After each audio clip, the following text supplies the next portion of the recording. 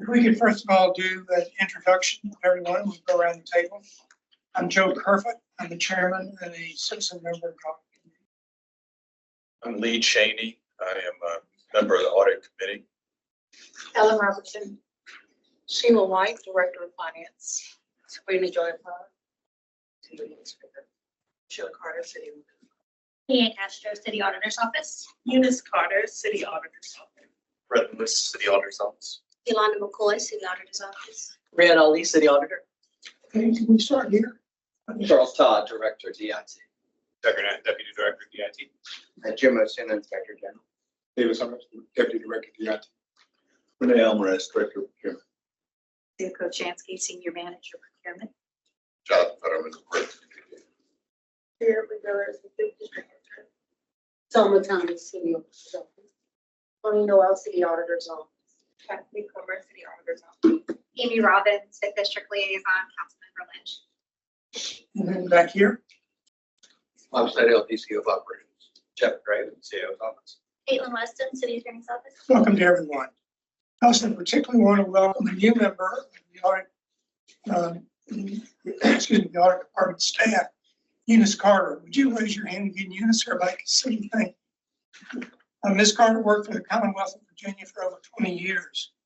During her tenure, she had worked with the Department of Corrections, the Office of the State Inspector General, the Department of Environmental Quality, and the Department of Historic Resources, holding a variety of different roles. She was a charter member of the Commonwealth's Office of the State Inspector General. Ms. Carter received her BS and MS degrees in accounting from Strayer University. She is currently a certified Inspector General Auditor and holds the certification of Virginia Contracting Association. We're delighted to have you with the city. Welcome. I'm happy to be. Thank you. Good. Okay, the minutes were circulated with the meeting materials. Are there any additions or corrections to the minutes? Not, the minutes stand approved. And welcome to our family. And if you members, have you introduce yourself? We've already gone through the introductions. Kristen Knight, City Council. And House is a member. Right, delighted to have everybody here. Is Mr. Bemis on remotely by any chance? No, you don't have him on. Okay. Okay, the next item on the agenda is the external audit update. We have Sean Walker. Yes, I'm right here. First of all, thank you all for accommodating this. I'm in San Antonio at a firm-wide meeting, learning all the things I need to learn. But so as far as the status of the audit, we're well underway. We have completed most of our preliminary procedures over almost every area that we are responsible for, including moving the sheriffs and ACFR and single audit. So we're moving along real well.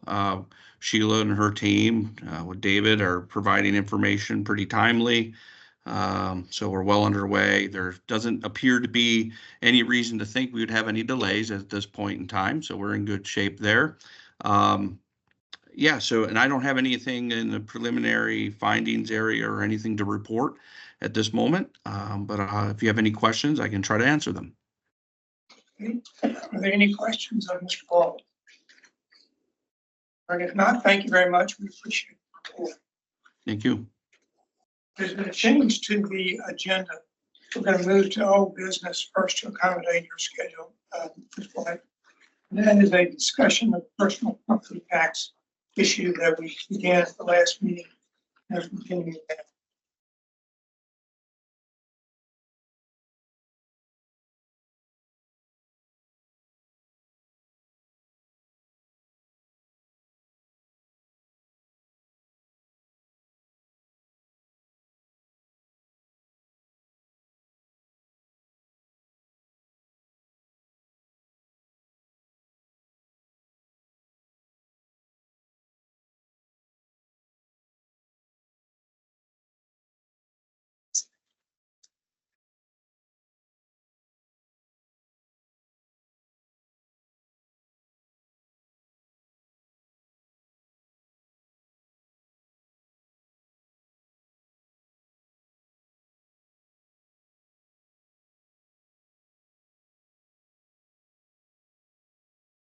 Well, try not to cause me eye strain this time. So, Yes. So what I provided you with today is an update on the 5-year trend on delinquencies, receivables. That's just to really orient ourselves from the last time we had the discussion. So what you'll see here is the gray line is FY24. And you'll see that it's trending in the same cyclical manner as the other 4 years that are presented on the chart. What I will say about this line for 24 is that you notice there is a steep trend upward. So you'll see that we're at 63.2 million at June 30th. Compared to last year, we were below that. I think we were probably around 43 million. So we're higher.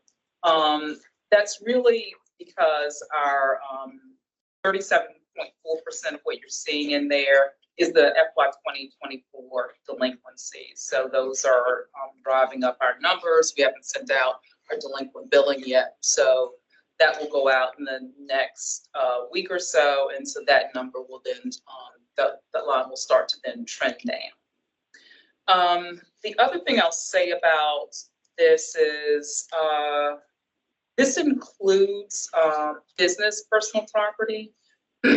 As a percentage of the numbers of the dollar amounts, business personal property represents about 8.6% of the delinquencies. So not a substantial amount.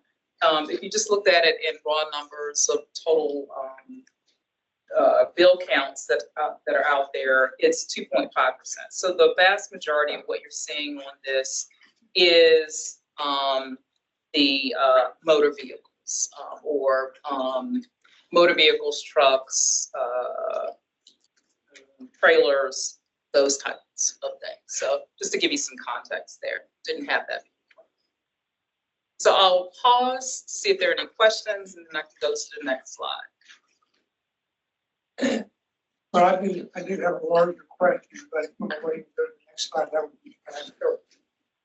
So on the next slide, this gets more to the heart of the discussion that we had in April, where I suggested that looking at just the dollar trend probably wasn't the best way to look at it. You should also be looking at the number of accounts too that we're collecting on.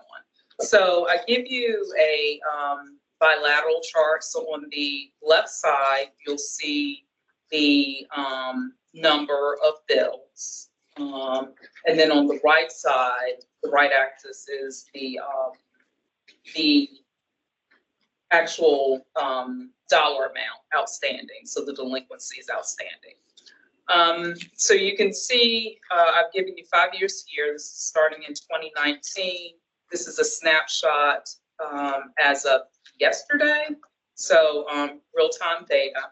2019, we have about 24,000 bills outstanding. That represents about 5.1% of the total population of bills that are out there, and 3 million in terms of dollar amounts. So you're going up to 22. 22 is we have 11 million in terms of dollar amount outstanding, but about 56,000 bills. So a lot of bills out there for 22. However, what I will say about 22 is that we deliberately held those back from our third-party collection agency, which is TACS, because we had a substantial backlog in our 311 system. We had tickets where citizens had called in concerning their accounts that we had not resolved. And beginning this year, our average turnaround time was probably around 60 days or greater. Most of those were outside of the bounds of having a timely response. I'm happy to report, though, we were able to release those bills to our third-party collection agency at the beginning of July. We've been able to get those tickets under control. We have less than 400 tickets that are sitting in our queue as of this morning. 66 of them are outside of our SLA, and that gives us about an 81% rate of being in SLA. But that's not our goal. Our goal is to be at 100% all of the time. However, for those 66 citizens, their average wait time is 4 days. So even though they're outside of SLA, they're only outside of SLA by maybe a day or two. So that is, that gives you some context there. And just to kind of conclude on this chart, we are handling the delinquent collections for 23 and 24 within our team right now. The 23 will be the next batch of bills that will go over, or accounts that will go over to TACS, but only after we've concluded all of our internal attempts at collections. So that represents about 11 million in bills, 38,000 for 23 and 55,000 in terms of bill count, and 21 million in terms of dollars of revenue. Still on the table for 24.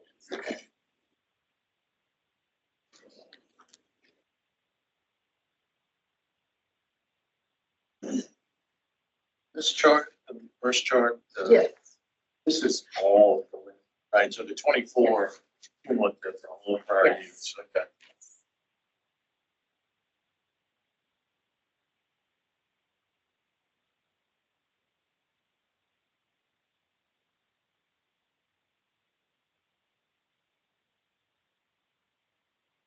In the last chart you just gone along, in the blue line is a dollar amount, is that correct?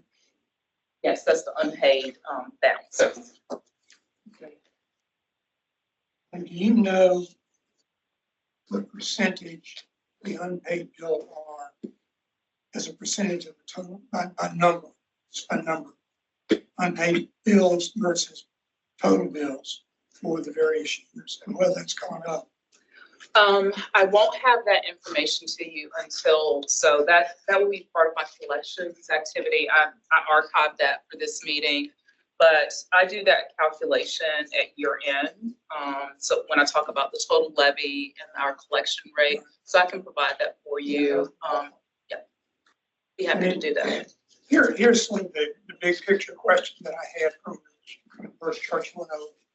And that is, if you look at the total relations, they are more, there's some blips in here that you've described to us, but they are more or less constant until you get to May of the year. And the amount of delinquencies has more than doubled from 2019 to 2024. And so the question is why?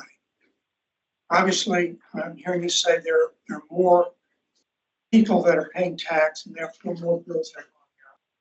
Presumably the assessed value has gone up as well. We know that is. But what else is at play? What else, as it relates to collections, is causing that very large gap between 2019 and 2020? So inflation certainly has a large impact on it. Vehicle prices have gone up substantially since 2019. There was the blip in 20 and 21 that you saw even used vehicle values going up. That has since reversed itself. What I will say, when you see the line that goes up, those are the delinquents, those are people who had an opportunity to pay their bill by the due date, who just haven't paid. And so this is really about tax compliance at this point. And then what are our next steps in the activity to bring those taxpayers into compliance? What's the answer to that? And so the answer to that is we have a lot of tools that the state gives to us in terms of collection. One of those is to be able to to lien bank accounts, to take your refund if you have one filed with the state.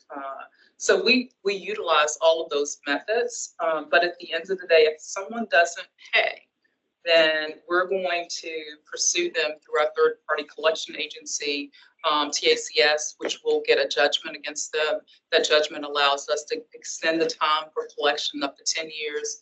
It is probably weekly that I get calls from closing attorneys trying to settle their debt with the city because the person can't sell their home because we have a lien against it.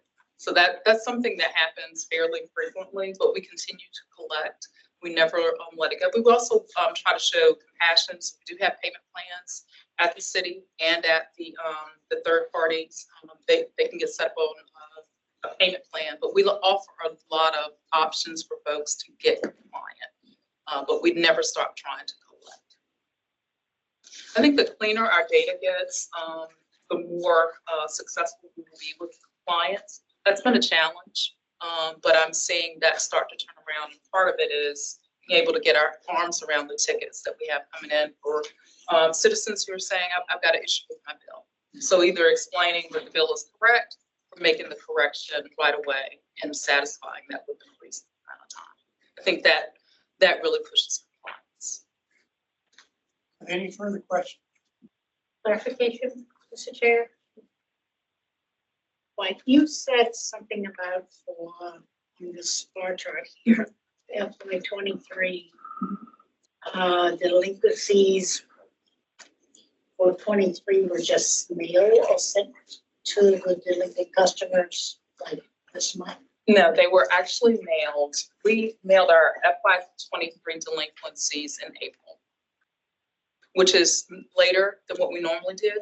But we had to clean up some data that came over from Munis. So we converted the data as is, cleaned it up in RBA Pay, which gave us an opportunity then to send it out. And then those folks were sent their bill. So they got their 24 bill. It had a note on it that told them that their 23 delinquent, if they had a delinquent balance, they would be receiving that separately. When we sent the 23 bill, we also sent the interest and penalty waiver form. So if they had been affected by any of the USPS issues, they had the opportunity to fill that out and get request some relief there. But we also gave them until July 2nd to pay. So the folks who got 23 bills while it was delayed, we tried to offer them as much relief as we could. So am I understanding you to say that the 23 bill was actually sent in April and not? That is So the July billing that you mentioned, were you referencing what was sent in July? Because I'm sure. So in July, we will send the delinquents for FY 24. So we won't be delayed this year. So those will go out.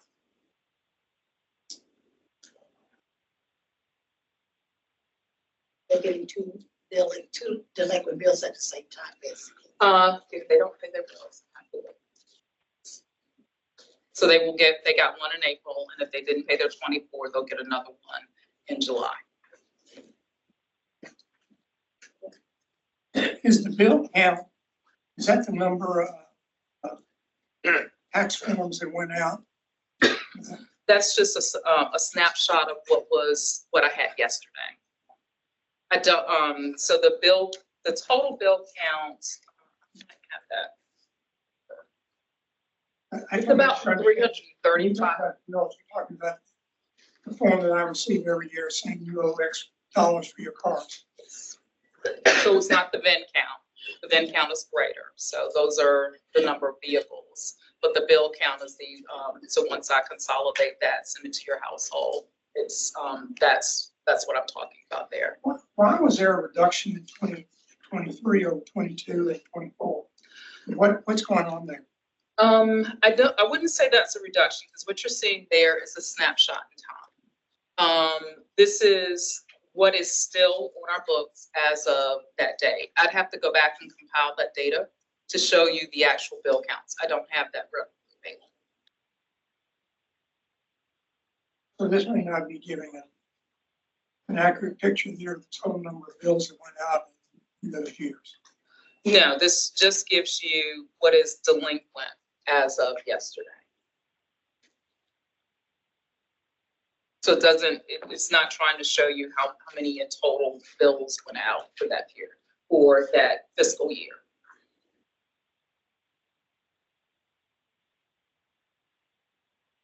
Sorry, those are delinquent bill counts. This is delinquent. This is just delinquencies. Okay, are there any further questions? Ms. White? Yeah, Do you think the policy was different in 2019 as far as writing off open bills to make it look like a lower? I wasn't here in 2019, so I can't say with a lot of certainty, but I don't think so. Yeah. I don't think the policy has changed. At what point would you remove a delinquent bill from your system? So the statute says we write off at 5 years. We have 3 years to assess, but you write off in 5 years. anything else? Well, assess or correct.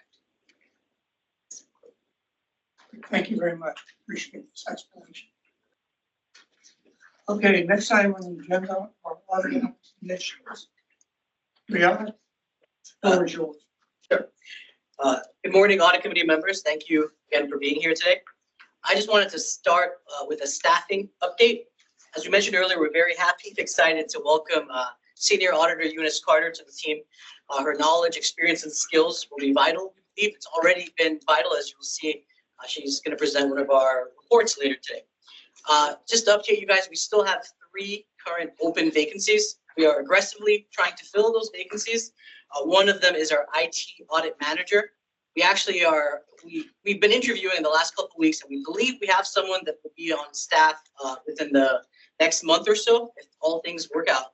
So hopefully by the next time we meet, we'll be able to introduce you to that. And we'll be moving on to having that IT auditing section of the office that I think is actually vital as we move forward. And we are also trying to fill those last 2 vacancies aggressively. So over the last quarter, we've completed our follow-up review on vendor deactivation. That was a follow-up review to our continuous audit. Deputy City Auditor Brett Lewis will present that shortly. We've completed our APA cost comparative analysis. As I mentioned, Ms. Carter will go over the results of that analysis. First up, actually, we've closed 11 recommendations. We work with city departments on our new continuous process where we're continuously meeting, updating, and trying to get as many recommendations closed as possible. It's a whole new process in the city. It's going extremely well. And Ms. Leanne Castro will go over the results of that quarterly update. We've also completed our annual risk assessment and developed the new audit plan. I'll do a brief presentation later on our risk assessment methodology and introduce the annual plan. And we've completed our cybersecurity vulnerability assessment. Mr. Paul Ash from Securance, we contracted that out. He will go over the results of that in a closed session later. So I guess without further ado, I pass it on to Senior Auditor Eunice Carter for the APA cost comparative analysis.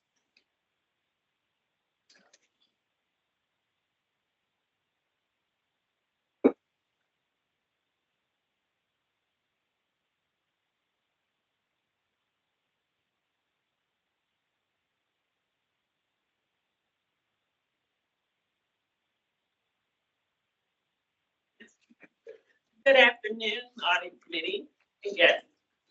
I am presenting this APA comparative cost report.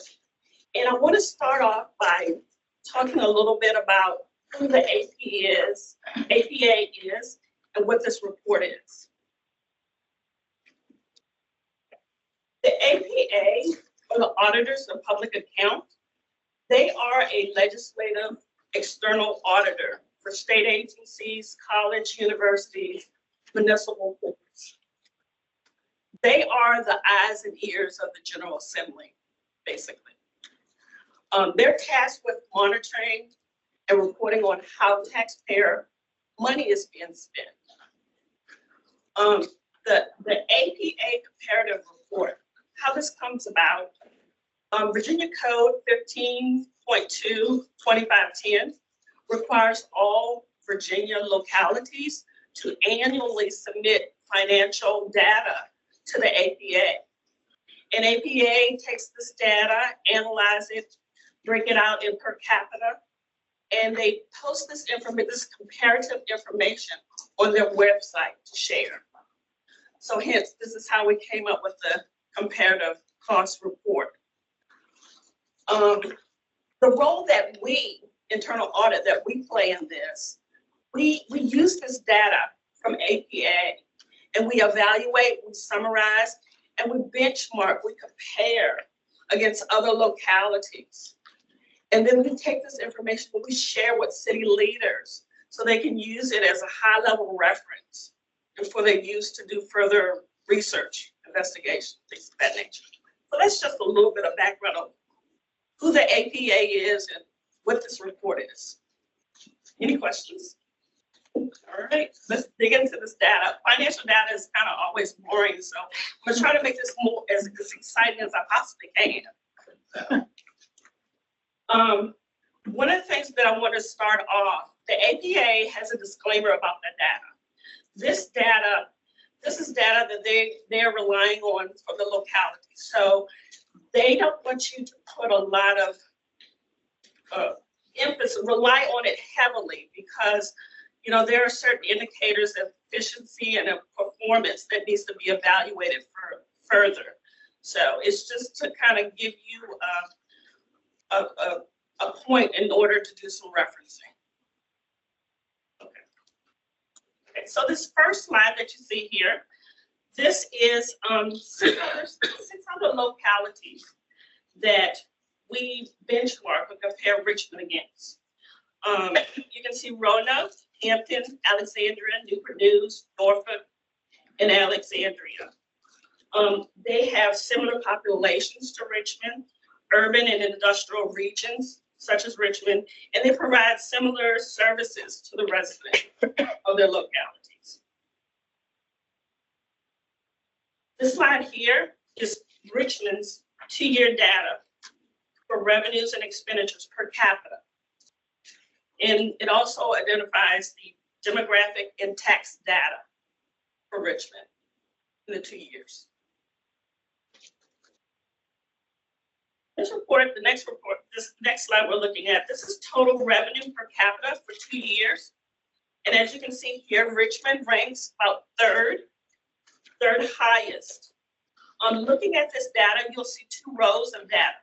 The first data is fiscal year 2022, and the second year is 2023.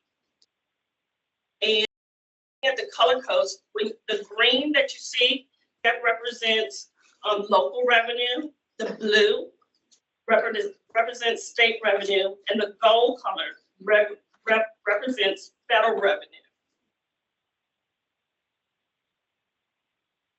Looking at the local revenue here per capita, you see Richmond is the 3rd highest.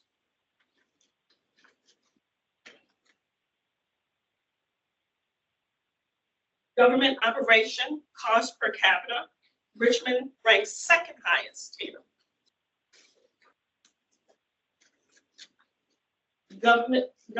General government administration cost per capita, Richmond ranks somewhere in the middle.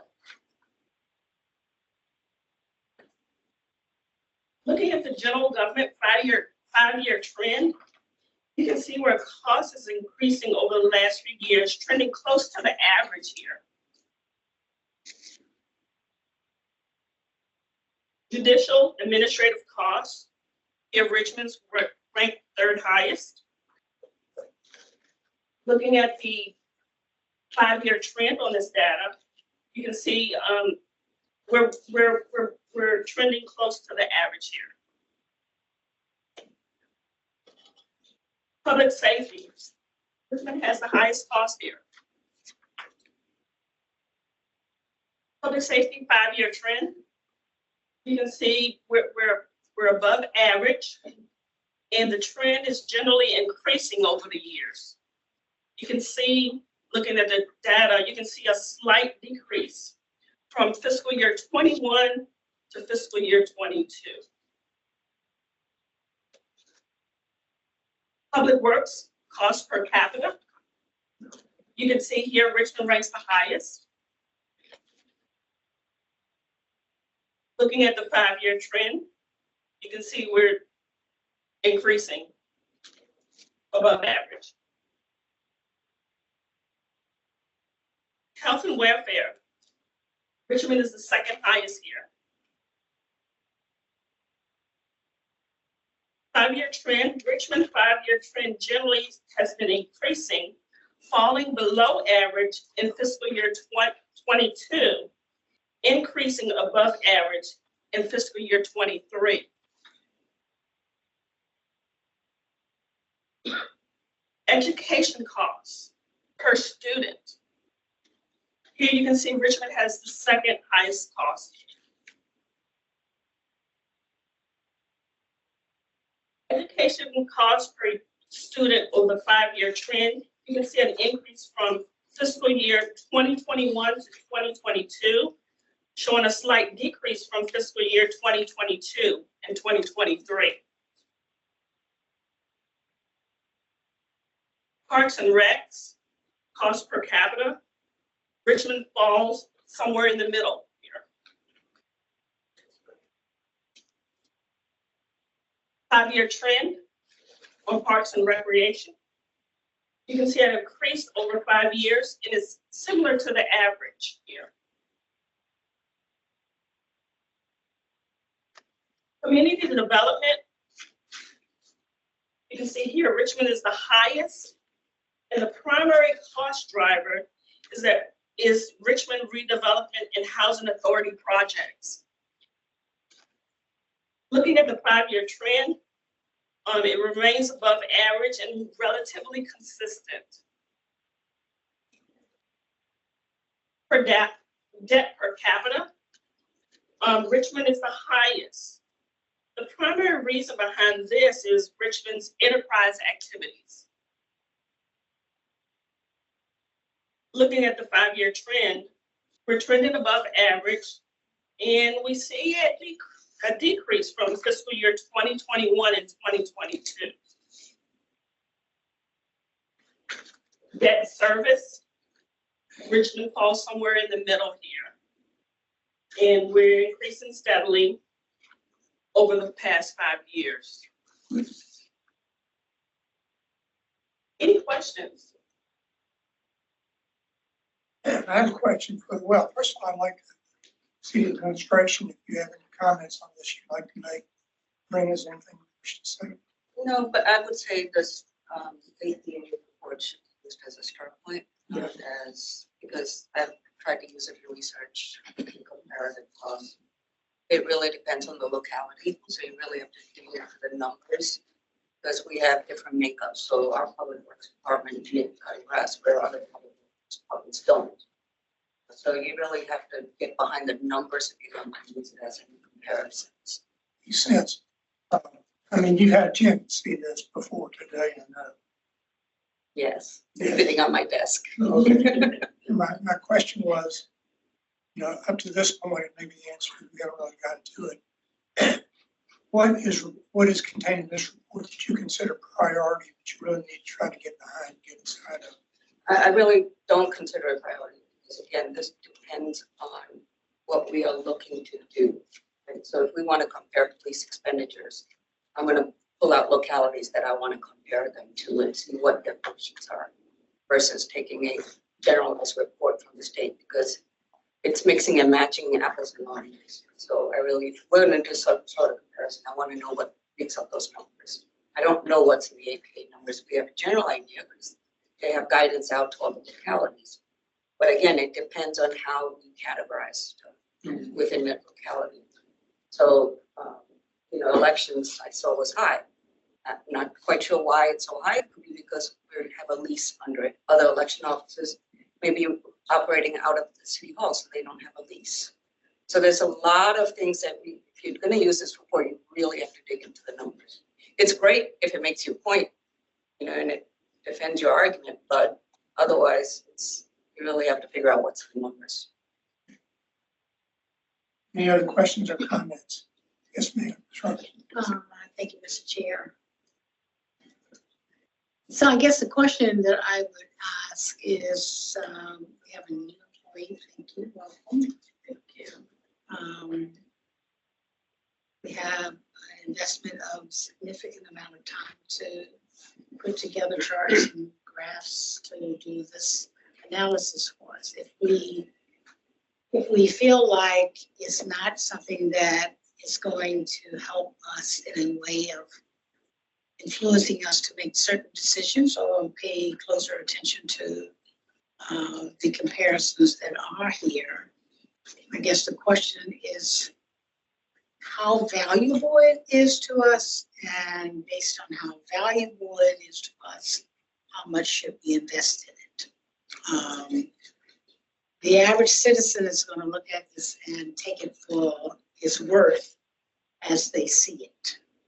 And when there isn't any drill down that give us reason to understand why our comparisons are significantly less or significantly higher, or understand trend changes, then you are not able to appreciate value. So my question is value versus investment, and how much should we put into this?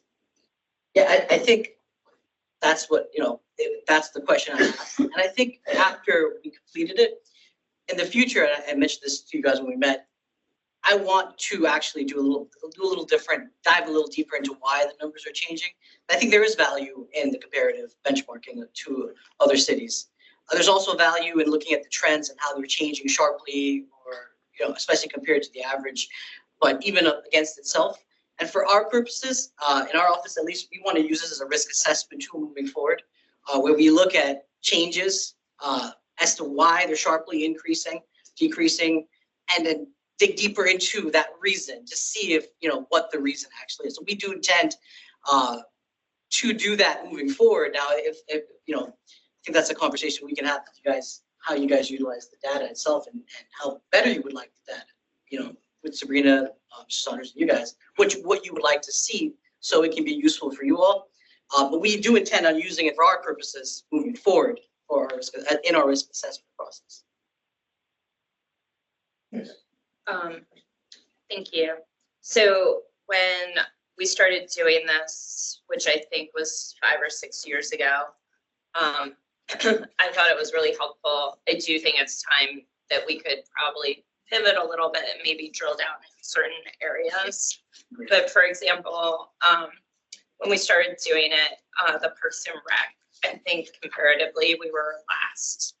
And we have slowly increased our investment in Parks and Rec over the years, and it was actually good to see it on paper that we weren't investing in the way we should have. So we've changed that trend. I think with the maybe it's the community development or the economic development one. I think you guys told us offline that includes some of the dollars that go to public housing, which makes our number skewed. So in my opinion, that might be one that we don't do the comparative analysis, because we're always going to be the highest unless we back that figure out. But yes, I think it's worth a larger conversation to see where we could really use this data best. And each of these disciplines, the industries, have their own benchmarks. Like Parks has their own industry benchmarks. Public Works the same, public safety the same. Those are more comparable. So if I'm looking at finance, or how well do we do in collections, I'm looking at that industry itself, and then I would take those variables and compare those variables to certain localities. I want to benchmark. I think that's much more useful for us than taking a statewide report that, again, I've worked in 3 different localities, and each of them have mixed and matched, and no 2 are alike. And so that's what I'm saying. This report, the safety report, is a good start, but if you're going to use it as comparisons, you really got to figure it out. Another question. I agree with Ms. Knight. When I look at this, my first impression is, okay, wow, we're really extremely high there. And Parks and Rec was what stood out to me as well, because we often talk about how our impact on public safety and a lot of other things based on where we invest in other areas like Park and Rec, how much of an impact maybe that would have on something else. So I guess the question or the comment that I would make is that we do need to do a deeper dive, or we'd be content with the dive as it is here. But look at a more comparative analysis that we are doing with based on what you're saying, really give us a good picture as to where we are. And then, so we have something, because I would like to one day feel like I could use this analysis, this comparative analysis to lead to policy decisions. Right. And that's the goal. So we definitely want to. Budget decisions, right? Yes. And so that's what we've been talking about, how we're going to update this moving forward. We want it to be, that's the point of it. It's useful for you all, for us in our assessment. And you want it to be useful for you all to make decisions. So I think we can talk about what that would look like for you guys. And we definitely want to dive deeper into those changes. But I think it would be useful to understand what you guys want to see so we can provide that. Great. Good. Thank you very much. Thanks for the presentation. Very good presentation. Okay, the next item, Brett, to follow up with you. The application.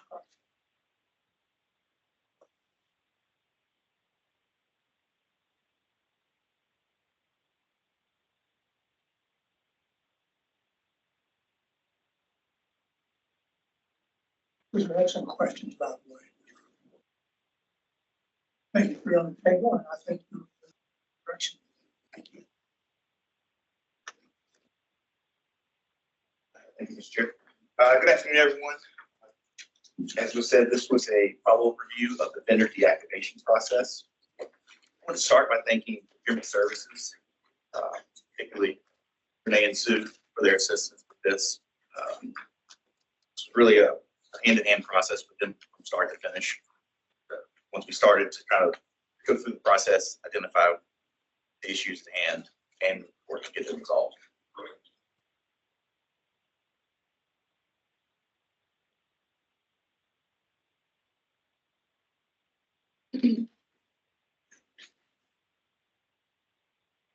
As noted, where this came from objectives. This was a review that was conducted as a follow-up to the 2024-08 continuous audit report that we issued on April 4th. That report noted that 4,188 active vendors were present without payment activity in the prior 18-month period.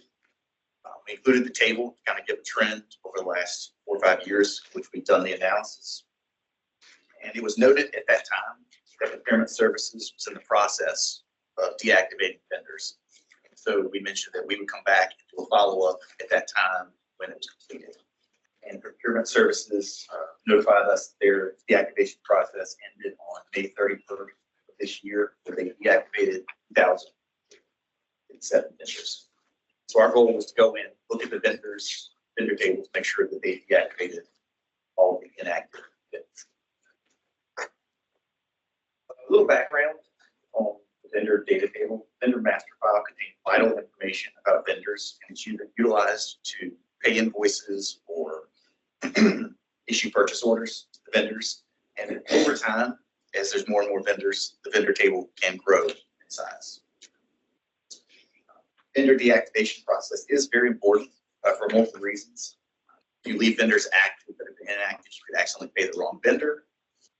And also deactivating vendors reduces the risk of fraud because someone could go in and change the address or the payment information for an older vendor and process the payment to them so that they didn't have to create a new vendor to go through that process.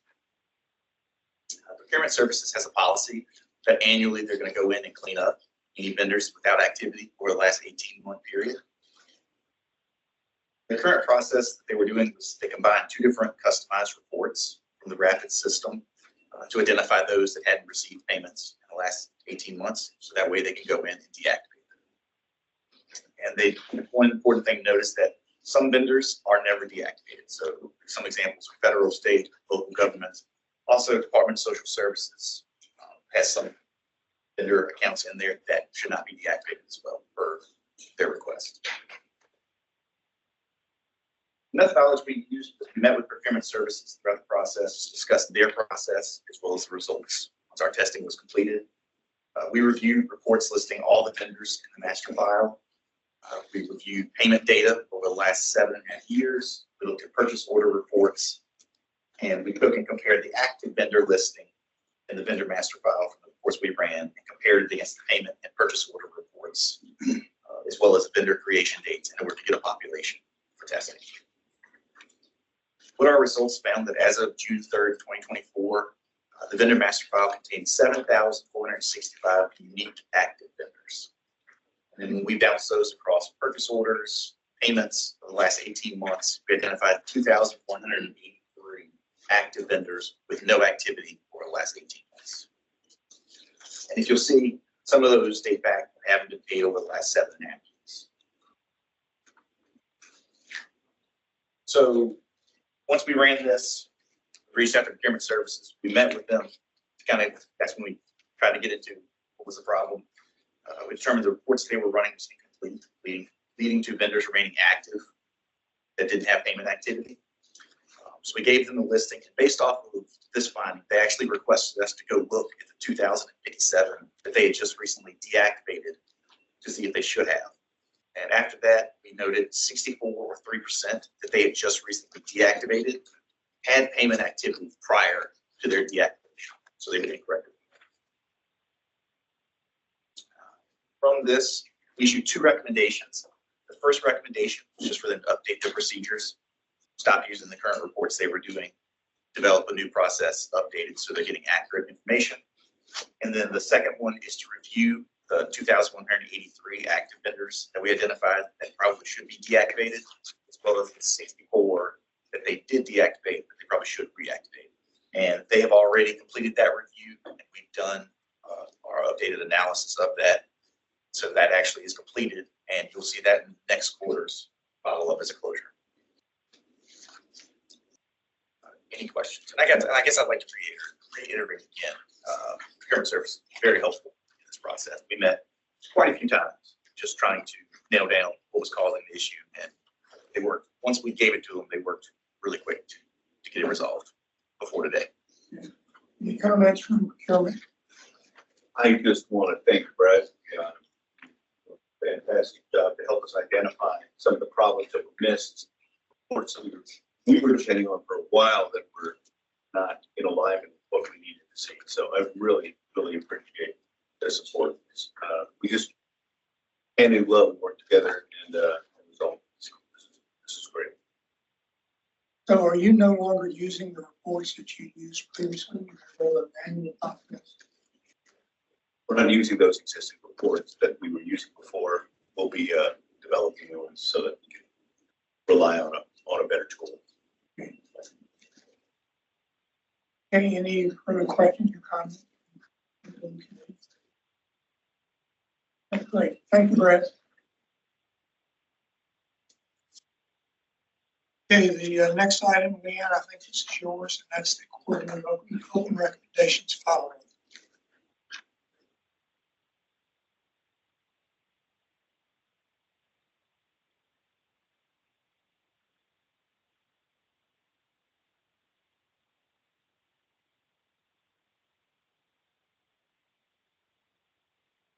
Good afternoon. Thank you, Mr. Chair.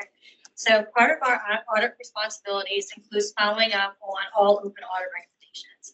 As we've been talking about, we have transitioned to an ongoing review where we continuously meet with and work with the departments to close open recommendations. As part of our reviews, we interview management personnel and staff, we view demonstrations of new systems, and we review documentation submitted by the departments to support steps that they've taken to implement these recommendations. During the last quarter of fiscal year 2024, there were 155 total open recommendations assigned to 20 city departments.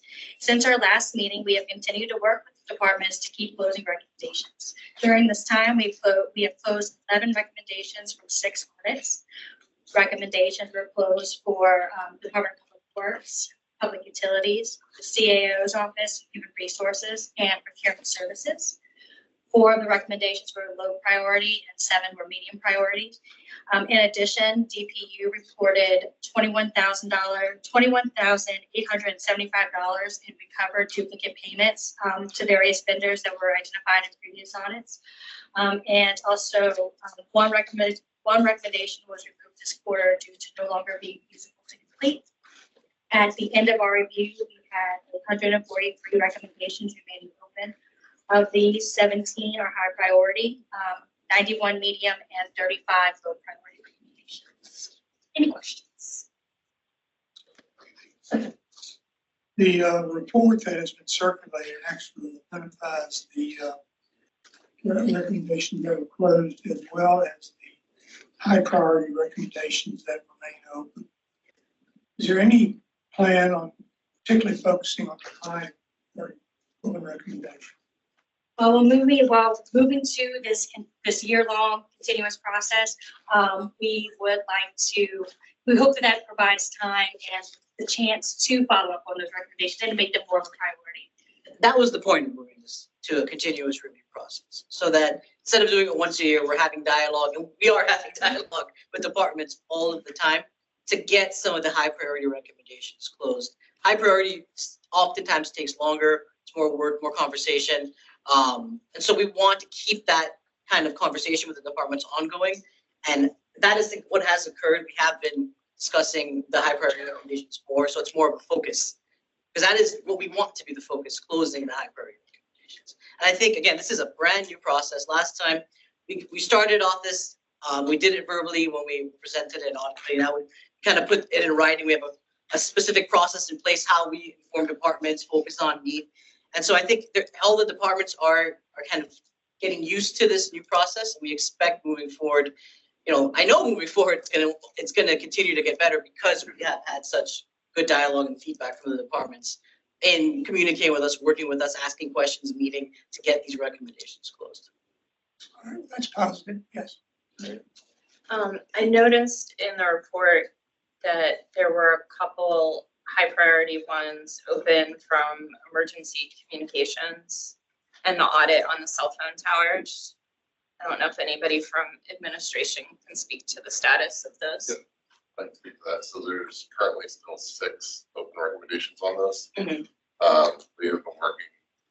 One of those was to collect on the 2021 missed payments, but in order to do that, we did a reconciliation of the entire leases. So we have invoiced for all of the back payments. So the recommendation was for $187,000. Our invoice was for about $500,000. So we're working on closing that out. We have for 3 of the other ones, it's for bringing in a vendor. We should be completed with that RFP here shortly. So we're hoping to have a vendor in by the end of this month. So most of those recommendations are closed here. I would say a couple months. The longest outstanding one will be the renegotiation of the leases and getting them back into city council for approval. We're working with these carriers. They're large corporations and their negotiations deal with a lot of it. So we're actively negotiating about half of those current leases and more over. So we're working to get those closed as fast as possible. So I thought, and maybe I misunderstood what you all were doing per the audit.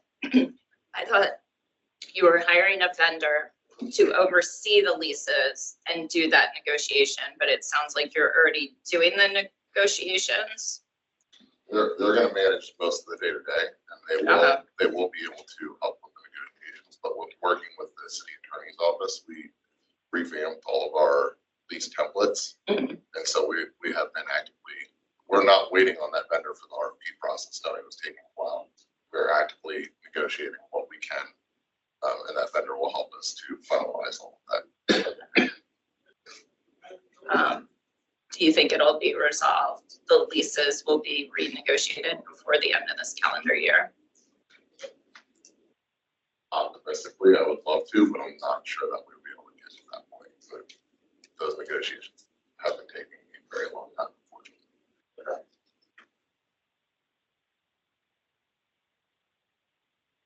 one of the major recommendations, as Christian points out, that the internal auditor made was to make certain that these tower leases are professionally managed. And you got an RFP out to bring in an outside company to be involved in that process. What about internally? But you obviously, you yourself sound like you're involved in the process. Yes. That's the point of bringing in the external vendor is the tower leases is it's a very nuanced and niche market, and even looking for external training, there's not a lot out there. It seems to be you're either in that business or not. So that's the part of bringing in this external management company. What do you think stand in that process? We issued the notice to intent to award. So we should be hopefully executing contract here shortly. Okay. Are there any further questions of Leanne or anyone else? Thank you very much. Secretary General update. And just a quick note, we have added 2 additional investigators to our office. So that increases our shop a little bit larger. We also have 2 vacancies, 2 additional investigators on top of that, but we're also in the processes of redoing the 15th floor.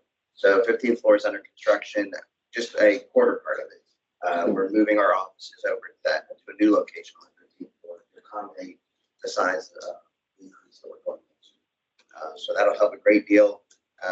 It'll help us work with the auditor's office a little more because we're working on doing dual hat items as well. So to DPW for really putting out an effort for us, really helping us quite a bit.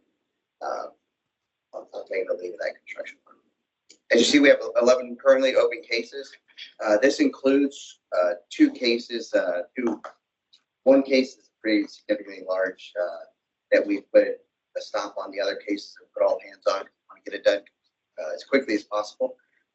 Lots of data to go through. And that's the one that's hit the news a lot of the Richmond Registrar's office. So we've been working very closely with the auditor's office and with procurement to get this thing accurate, get it done, get it completed, and get a report out as soon as we can. We're getting a little bit of pressure from the state board just because the elections, it's an election year. We're trying not to disrupt the election process in this as well, and doing everything we can to get it out and get accurate. This also includes another investigation that we spent a very long period of time doing. We have the pause on it, restarted it, but it's the refund and tax credit report investigation we did. We've currently got it on hold. It's still open. It is a report that's almost ready to go out. However, going through legal review, legal advice has come back and said that we weren't authorized to take a look at it. It didn't fall within the purview of the Inspector General's office. So I'm trying to get an OPI or get a legal opinion, official legal opinion from the office, of the attorney's office. So then we can give all that data to the right department, right individual, whoever we're supposed to give that to take forward, go with it. We just didn't want to cross that legal line. Legal's telling us that if it wasn't our purview, then we want to go with the license. However, we also need to make sure it gets put into the right hands and accountability of government is helpful. So that's kind of where we are with that one. It's been a long time. It's been a long process, but we're still trying to work through it with people to get it right.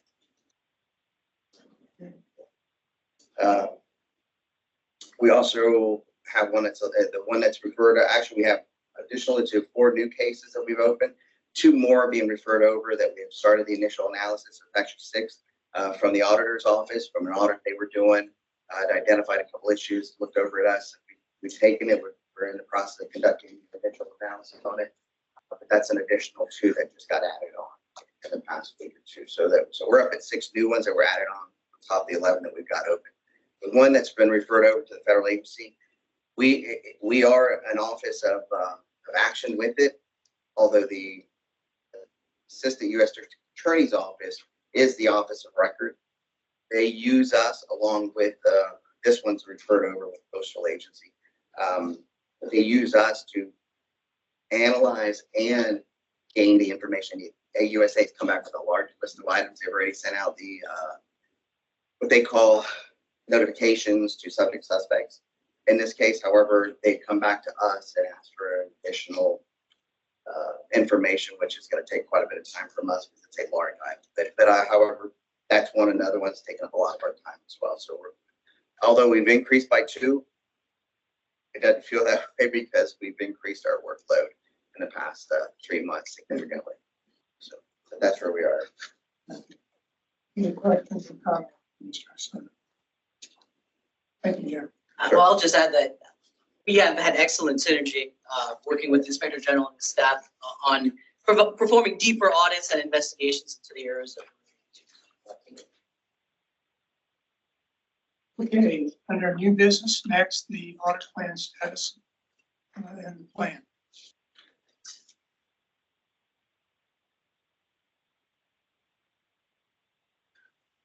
So before we go into the fiscal year 2025 audit plan, I just wanted to take some time to kind of go over the risk assessment methodology that we utilize in forming that plan. This is a reminder of what methodology is. It's important to note that risk assessment is an ongoing process, continuous. We have to continuously reassess risk and change course as necessary.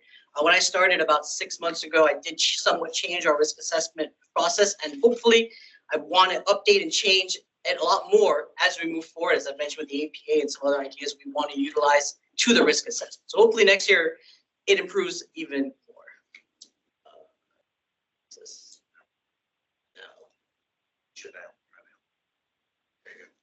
Okay. All right, so what is annual risk assessment? Well, it's a process that audit departments and offices go through annually to evaluate, identify, and determine and prioritize the type of work we're going to do for the year. As you all know, the city of Richmond has a more than $1 billion general fund budget. In our office, the auditor's office, is budgeted 14 positions to provide auditing services and oversight services of this budget. So we have to have a way to efficiently and effectively determine where to look, what to audit, really get the most bang for our buck. And that's kind of where this risk assessment process comes in. It is a continuous reassessment process, but we do it at least once a year to kind of come up with a plan, and then we'll pivot and change as things change, risk changes, and go from there. But it is our once a year process. Now, just in terms of this presentation, I've broken it down to 4 major areas, including determining the auditable entities or departments, assessing risks with those entities, meeting with city leadership to understand their questions and concerns, as well as developing the audit plan itself. So the first step essentially is determining the auditable entities in the city, and that's really the departments in the cities. Now, of course, you can audit a contract, a program, a process, but on a high level for risk assessment, we look at the department level. And once we determine which departments were budgeted for the year, we compile and review various information about those departments, including department budget reports, revenue reports about which departments generate revenue, P-card and check payment reports about the volume of transactions and the amount of those transactions by department, active contract reports to understand which departments have active contracts, who has the most contracts, and what is the value of those contracts. We look at turnover and vacancy reports to see where the turnover and vacancy is occurring. We look at our prior audit reports, OIG investigative reports, external audit reports, federal, state reports, to see what has been found and what areas in the departments in the city need further review and improvement. We really look at our open recommendation reports, both for what departments have open recommendations that have been open for a long time, as well as what departments have closed recommendations that are high priority. Because if you've closed a high priority recommendation, you might be due for a follow-up to be sure that it was implemented properly for our follow-up review process. And finally, we look at the Association of Fraud Examiners report to the nations. This is a report that the ACFE issues essentially every 2 years, and it really goes over patterns and trends in fraud that's occurring across the nation and across the country. Some interesting information this year, the most recent report is that in government, the most prevalent type of fraud occurs in 2 areas, corruption essentially and billing schemes. And that's related to the procurement to payment cycle in government. So what that means as a risk assessment process as auditors, our audit plan and our audit work should generally always have a somewhat of a focus on the procurement to payment cycle, as it is the riskiest area in government. And you will see as we move forward, the plan does have that focus, and it will continue to build on that procurement to payment focus moving forward. So once we've gathered the information and reports on the city's departments, we assess it against various risk factors that we update, as time goes on. They're broken down into 5 different areas currently. The first is the financial exposure. And we look at categories such as, again, budgeted expenditures, revenue generated, volume of transactions. Obviously, the more, for example, revenue generated, the higher the risk rating of the department we received in our analysis. We look at the complexity of the department's operations, which include things like number of active contracts that the department manages. The more contracts the department manages at a higher value, it could kind of lead to a higher risk rating in our risk assessment. We look at the control environment for departments. As I mentioned before, stuff like average vacancy rates, turnover rates. A high vacancy rate might mean that key positions aren't filled, and it could lead to a higher risk rating in our analysis. We look at the effect on the public that a department has. Essentially, how much does the public depend on those services? And for example, utilities department, public depends on the water, so it could lead to a higher risk rating, higher area of need. And then we look at the time since the last audit of that department. It's been a long time since we've looked at a process, program, or contract at a department. It might receive a higher risk rating. So essentially, you see on the right side of the screen, each department receives a risk rating score depending on the category. Scores are weighted, which financial exposure is weighted the highest. Obviously, the more money there is at a department, the higher the risk rating. And then departments are broken down into high risk, medium risk, low risk. Essentially, we use a bell curve where small amount is high, a small amount is low, and most fall into the medium category. And generally, our audit plan, we try to focus in on departments that are considered in the high risk category. That doesn't mean that we don't look at low risk or medium risk departments. That just means that they audited less often than the ones that are considered high risk in the city. This year, about 50% of our audit plan is focused in on departments in the higher risk category. Departments that are in there, they're not on the audit plan this year, they will be on the audit plan. Next year, we want to hit all of them essentially, in a cycle of 2 to 3 years, we look at each department in that category. So after we figure out the risk ratings, there we go. We meet with city leadership to understand their concerns. A risk assessment and risk management is not just the audit office's responsibility, it is everyone's responsibility, especially those in leadership positions. So we seriously consider requests and conversations and concerns from city leadership, including city council members, city administration, as well as department directors. These meetings generally discuss about what they would like us to assess, what their concerns are, type of follow-up work they want us to do, or audits that they're interested in. And just overall, historically, as I look back at the data, really, again, another 40 to 50% of the work does come from these meetings that we put on the plan. But what we do is we try to tie those requests to our risk rating, right? So if council member Robertson asks for an audit on something and it is a high risk category, then that'll be a priority in the development of the audit plan. So then, of course, we develop the plan. We come up with how many hours we actually have for the year, how long we think it'll take, as well as a timeline of when we want to complete this audit. Obviously, I've only started here 6 months ago, so we're auditing a little bit more in depth than in the past. So our data isn't great right now for how long these audits will take on that approach. So they'll get better as time goes on.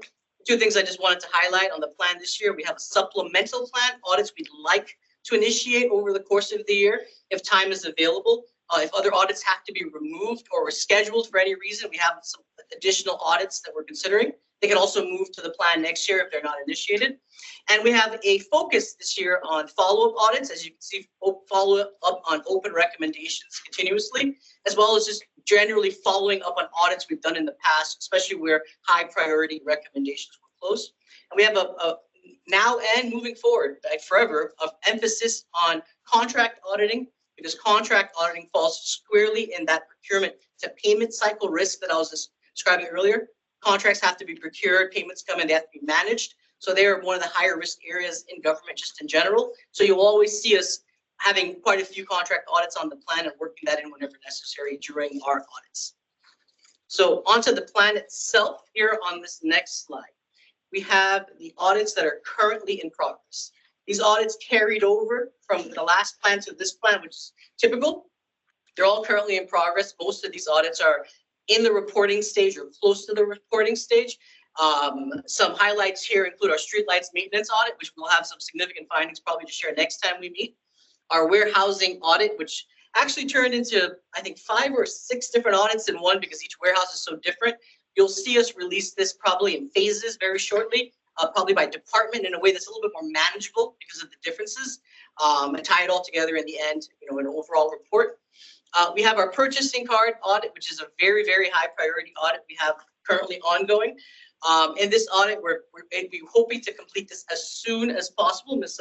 Eunice Carter is on this audit, and she's been meeting with procurement as we go forward to inform them of any issues we may identify, recommendations we want to make immediately, rather than waiting to the end to get things fixed. We're communicating continuously with procurement as we go along in that audit. We also have our fleet fuel audit ongoing, and a contract audit of the security guard vendor Top Guard, again, as falls into that procurement to payment cycle. New audits we hope to initiate this year is on this next slide. Some highlights here include an American Rescue Plan audit. In the last year, we did an ARPA audit that was focused in on how the city planned to use ARPA funding. This is going to be focused in how the city actually utilized that funding.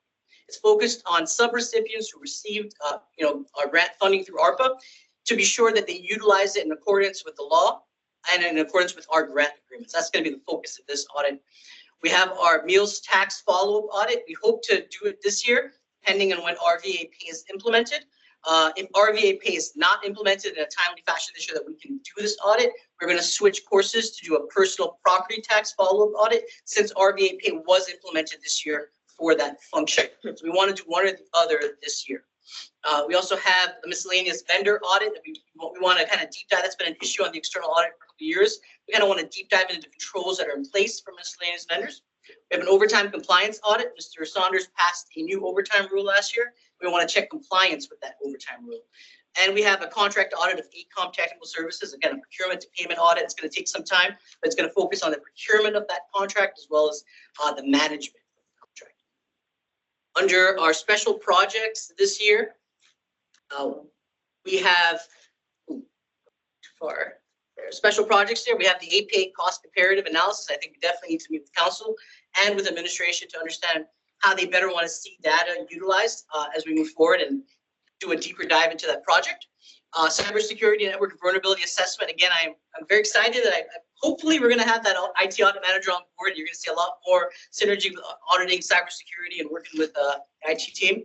And we have other special projects. We budget that every year. There's a lot more requests coming in from department heads, administration, and city council of us to analyze some things. So you'll see us utilize special projects a lot more often, especially for things that are concerning and that even my own discretion that needs to be looked at and reported on. Finally, I won't spend a lot of time on the supplemental projects that are potential projects. But again, we have the personal property tax follow-up audit, either that one or meals tax will be completed.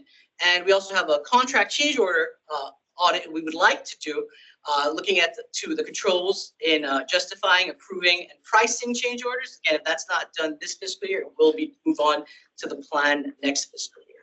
That's really it for the risk assessment and audit plan. If you have any questions, here to answer. A lot of information. Thank you very much. Yeah.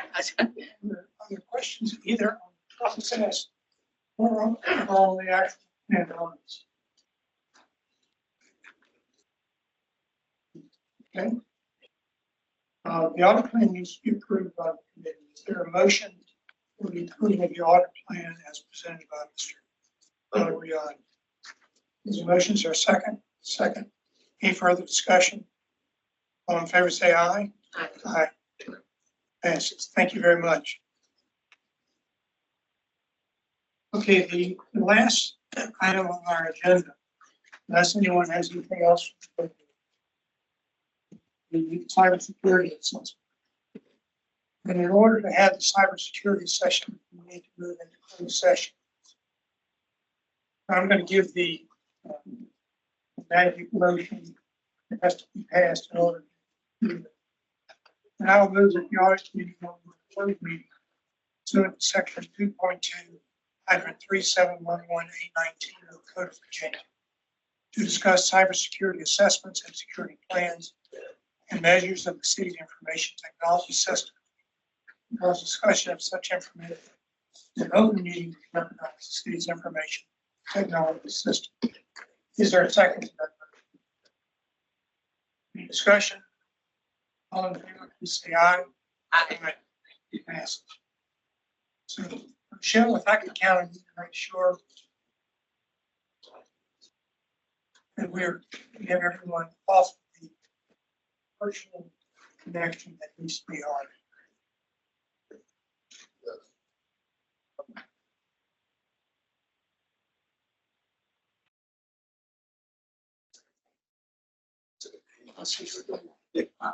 So while she's doing that. Yes.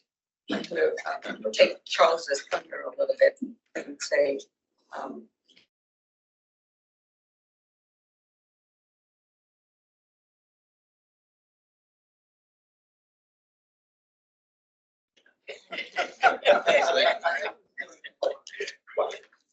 Do I hear a motion to end the closed meeting? And importantly, certify that to the best of each member's knowledge, only public business matters lawfully exempted from open meeting requirements under the Virginia Freedom of Information Act.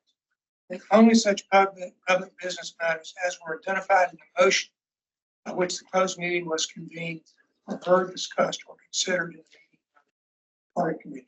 Is there a motion to that effect? Is there a second? Please vote by member. Ms. Robertson, starting with you. Aye. Aye. Motion carries unanimously. The meeting is now, closed session is now in. Thank you all very much. Good meeting.